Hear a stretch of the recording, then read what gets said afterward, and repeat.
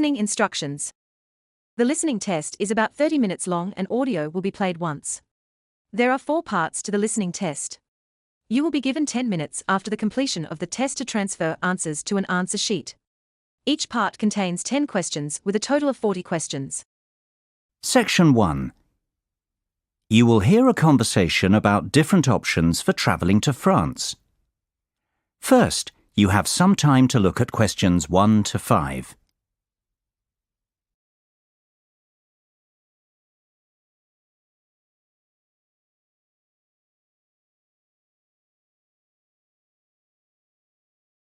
Now we shall begin. You should answer the questions as you listen, because you will not hear the recording a second time. Listen carefully and answer questions 1 to 5. Good morning. Hi, How can I help you? I'm looking for information about travelling to France.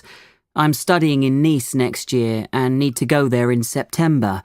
I'm thinking of driving, so I guess it's either through the Channel or by ferry. I think the ferry's a lot slower, isn't it? Indeed it is. It takes around 9 hours from London to Paris, including the overland bits. And usually it's more expensive too, unless you book well ahead of time. Then sometimes the ferry's more affordable. How much does it cost? Well, when you take the train and the ferry now, you must buy your tickets separately. Actually, I'd prefer to take the Channel. How much does that cost? That depends on your travel date and availability of tickets, but you can expect to pay about £50 each way for the car, in addition to your passenger fares. It's not cheap. No. Will you be using your car a lot while you're in France? Not really. But I'll have a lot of luggage, so it seems like the easiest way. Besides, I hate flying. Driving is never the easiest way to get from the UK to France, I'm afraid. And of course, your steering wheel will be on the wrong side when you get there.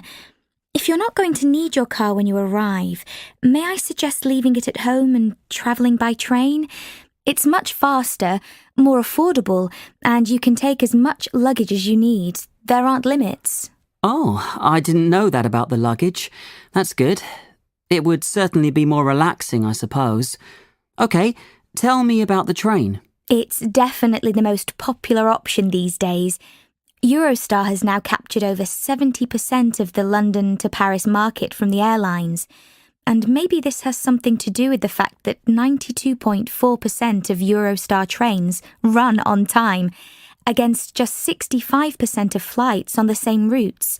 From central London to central Paris, Eurostar is faster than flying as well. And the Eurostar is what exactly? A train company? Oh, sorry. The Eurostar is the high-speed passenger train that runs from London to Paris via the Channel Tunnel. Eurostar can reach 186 miles per hour, and the journey takes just 2 hours 15 minutes. Before you hear the rest of the conversation, you have some time to look at questions 6 to 10.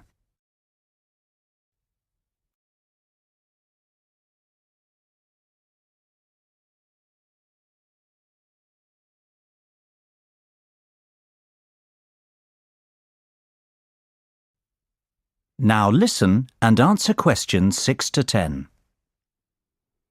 All right, so it's easy to get to Paris, but what about Nice? It's a fair bit farther.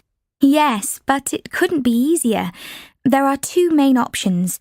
You can leave London at 7:27 in the morning, then transfer in Paris to catch the TGV train at 11:46, which takes about 5.5 hours, and be in Nice in time for an evening meal.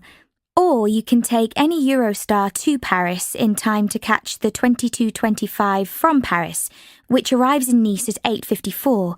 It's a longer journey, but many people prefer the convenience of travelling overnight. Yes, that appeals to me. About how much does the overnight journey cost?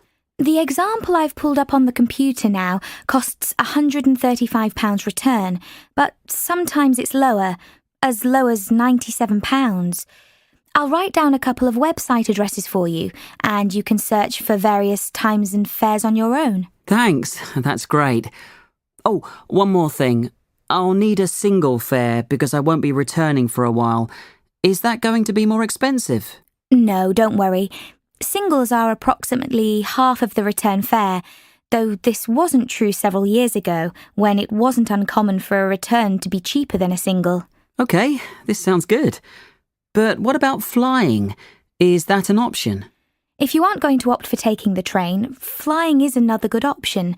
While the train's the fastest way to travel from London to Paris, you can actually save time by opting to fly from London to the south of France. I guess there's an airport in Nice, isn't there? Yes, the Nice Côte d'Azur airport. It's about 7 kilometres from the centre of Nice. Since it's the third most important airport in France, after Charles de Gaulle and Orly in Paris, there's no shortage of flights. Oh. Do you know exactly how long it takes? 2 hours. That's quick. Yes, but you need to consider that you'll lose time checking in and waiting to collect luggage and such. And of course, there's a baggage allowance. True. All right. Thanks very much for your help. I've got a lot to think about now. No problem at all. Feel free to come back if you have more questions. That is the end of section 1. You now have half a minute to check your answers.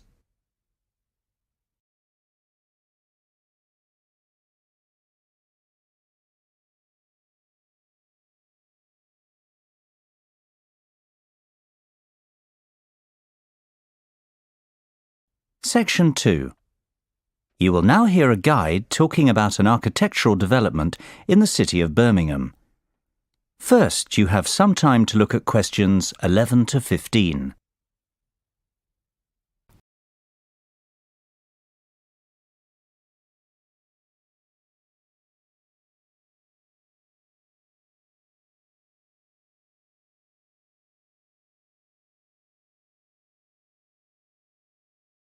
Now listen carefully and answer questions 11 to 15.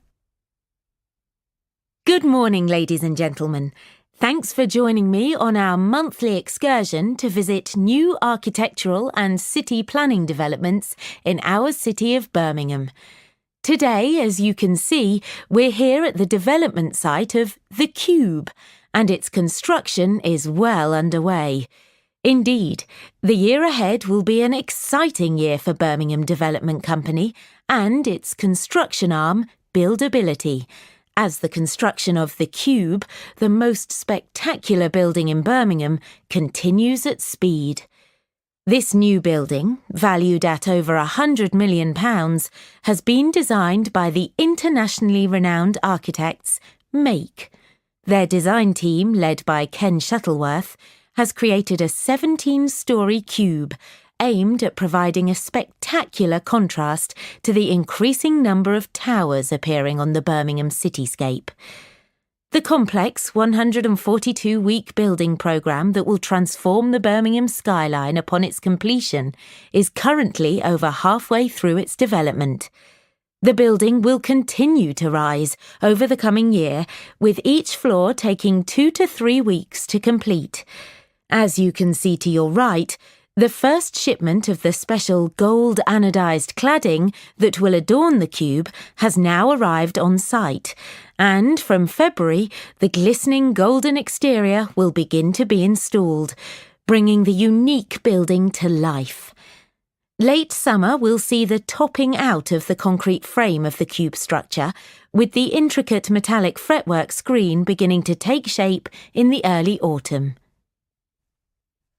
Before you hear the rest of the talk, you have some time to look at questions 16 to 20.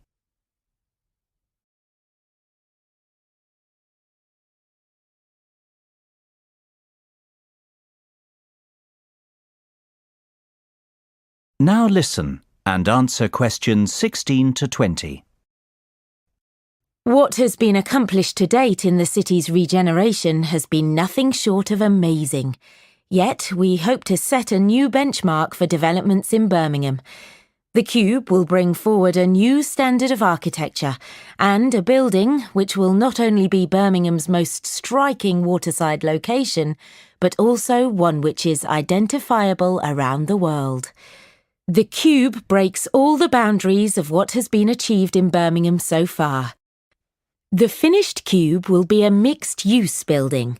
It will house the city's first rooftop restaurant with panoramic views, whilst a boutique hotel and residential apartments below will feature internal views over the twisting atrium. Further down, high-specification Grade A office space is planned, with more exclusive retail and waterside restaurants at the base. The mailbox has already raised the bar in the quality and calibre of our architecture, and the retail offerings, worldwide brand names, and stylish restaurants have given Birmingham a contemporary profile, rivalling the capitals of Europe. From the outset, the Cube's design team sought to create a new landmark building for Birmingham, which fits into its context and which draws people in. Lined with coloured glass and with an exterior clad in shimmering metal fretwork, the Cube has visible links to Birmingham's heritage in engineering and jewellery manufacture. It was essential that the building created a strong visual presence, immediately identifiable as a gateway to the canal and city centre area to the north. Our city is a city of the future, and as a futuristic building with phenomenal foresight in style and design, the Cube is indicative of our plans in how we see Birmingham developing. The Cube will help to elevate us onto a global stage. Now, let's go and have a look at the progress of the entrance gateway. That is the end of section 2. You now have half a minute to check your answers.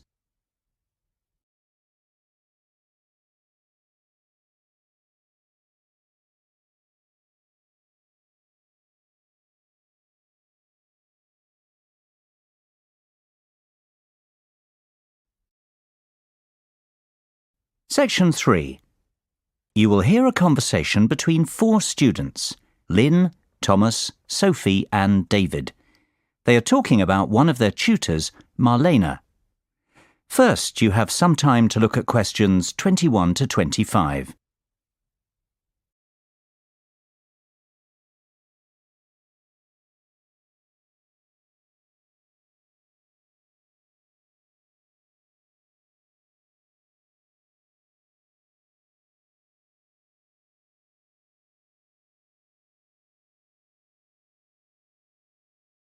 Now listen carefully and answer questions 21 to 25.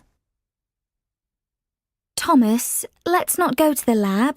Let's just stay here in the student lounge and drink tea and review the chapter. You know we can't do that.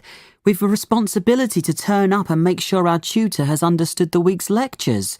If we don't go, no one will ever even realise she's got the theories all muddled up. Oh, really? Sophie, it's awful. Marlena just opens her mouth and I'm confused. Really, Marlena's our tutor. Yeah, I gathered that. You lot have got no manners. I was in the middle of saying something. She'll say things that make no sense whatsoever, and I'm thinking I've misunderstood something, and I'm looking around the room and everyone has these looks on their faces of disbelief and merriment. Maybe you do, Thomas, but we're not all geniuses. Really, I'll be so worried that I've got it all wrong. Then people start asking questions and by, we figure out that she's mixed something up. That's too bad. It's not a good situation at all. But surely you're exaggerating a bit, Lynn. No, it's awful. I don't know how she got through her undergraduate studies, much less got accepted as a postgrad here. You'd think our professor would have some idea about her abilities. Before you hear the rest of the conversation, you have some time to look at questions 26 to 30.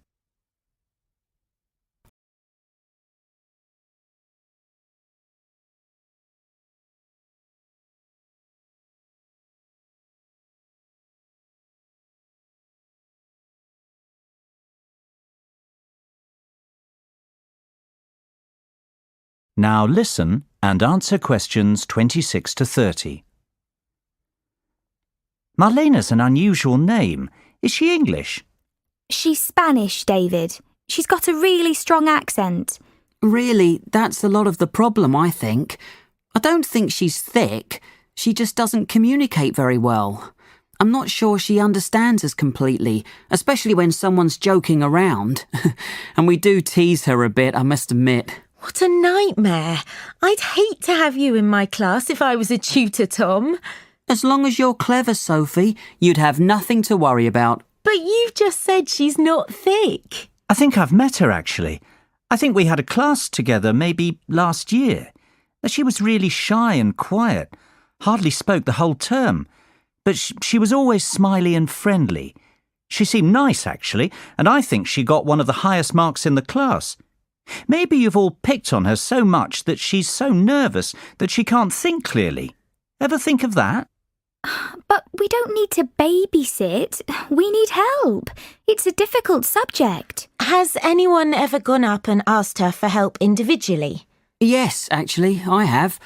I couldn't understand one of the formulas in the first chapter. The theory about why it worked just made no sense to me. So I went and asked her about it, and she cleared it right up. She was very helpful. She's not thick, I already said that. She's just so much fun to torment, right? Yep, that's it. Lynn, if you're having trouble with something, why don't you make an appointment to meet with her individually and see if she can help you that way? Maybe you'd see a different side of her. I reckon she just hates getting up in front of the class, and I can hardly blame her. Yes, I could try that, I suppose. Guys, the tutors aren't old academics who've been teaching for 30 years. They're just like us, 2 years down the road if we're clever enough to continue with our education. I know I'd be mortified to get up in front of you lot, and I don't think I'll feel that differently in a couple of years' time. You know, we're far more experienced as students than they are as teachers. You're right, David. Really, it's more like one of our mates is trying to help us out. But you know, our mates aren't so frightened of us. Yeah, but you aren't so horrible to your mates, are you? That is the end of section 3. You now have half a minute to check your answers.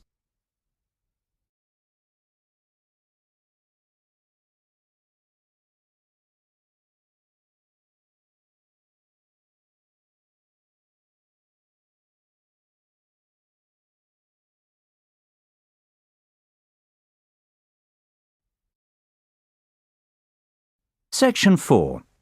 You will hear a lecture on the illness tuberculosis. First, you have some time to look at questions 31 to 40.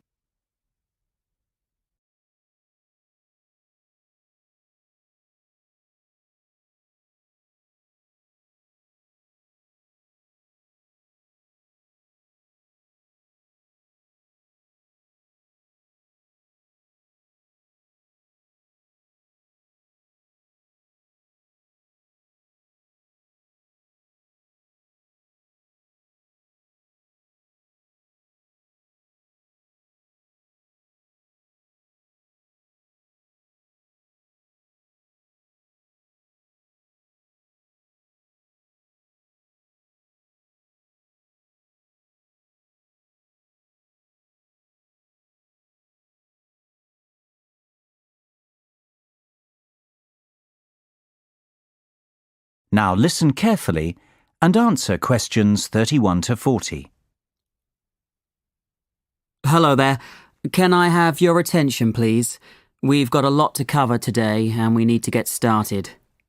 If you recall, last week we discussed the AIDS epidemic and its effect on healthcare systems in the countries with the highest incidence.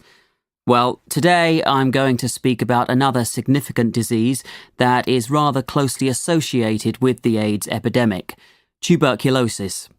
In the UK, active tuberculosis, otherwise known as TB, was common in the 19th century, the old consumption of romantic novels.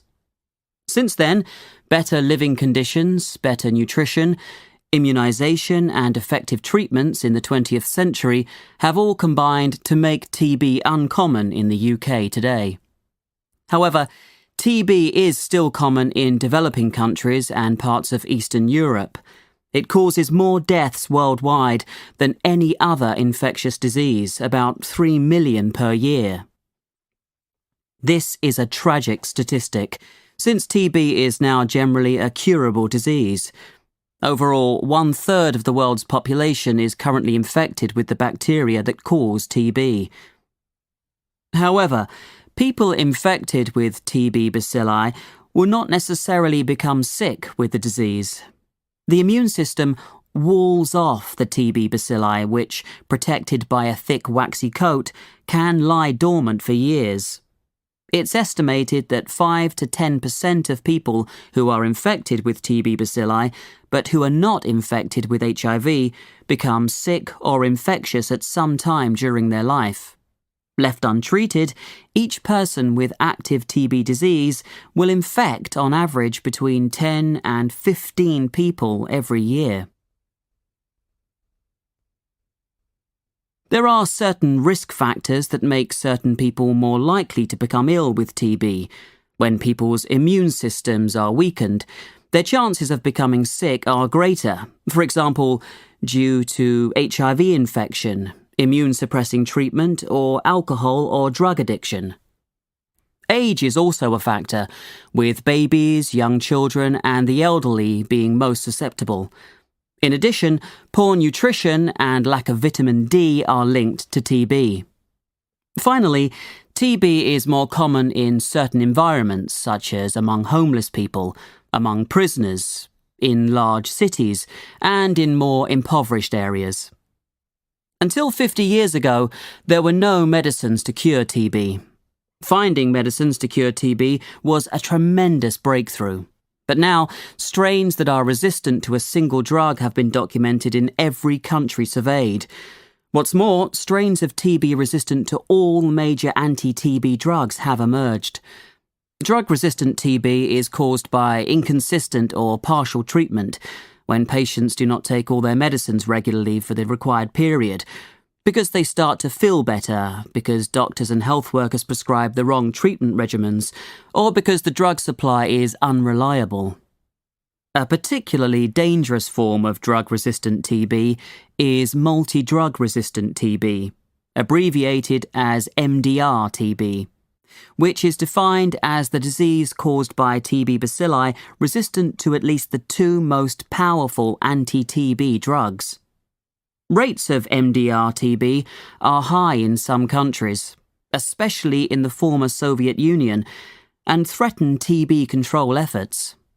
While drug-resistant TB is generally treatable, it requires extensive chemotherapy, up to 2 years of treatment, with second-line anti-TB drugs.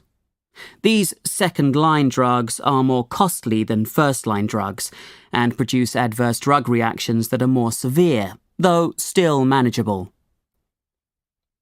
The recent emergence of extensively drug-resistant TB, called XDR-TB, particularly in settings where many TB patients are also infected with HIV, poses a serious threat to TB control, and confirms the urgent need to strengthen basic TB control and to apply the new WHO guidelines for the management of drug-resistant TB.